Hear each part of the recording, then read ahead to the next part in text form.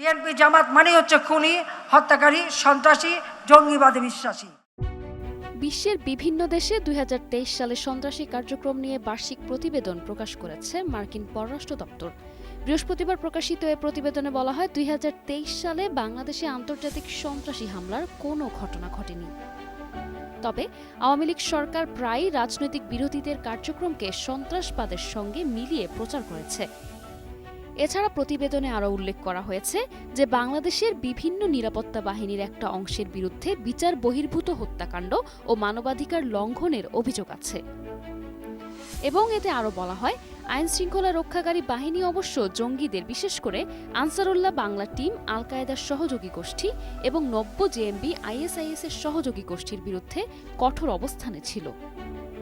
প্রতিবেদনে বলা হয় 2023 সালে পার্বত্য চট্টগ্রাম অঞ্চলের সশস্ত্র গোষ্ঠী কুকি চিন ন্যাশনাল ফ্রন্টের হামলায় 3 সেনা নিহত হন।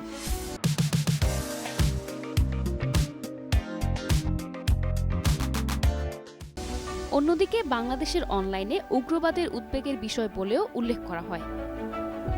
ডিসেম্বরে নিষিদ্ধ গোষ্ঠী হিজবুত তাহরিরের 2 সদস্যকে গ্রেফতার করা হয়। তাদের বিরুদ্ধে অনলাইন সম্মেলনের অভিযোগ ছিল।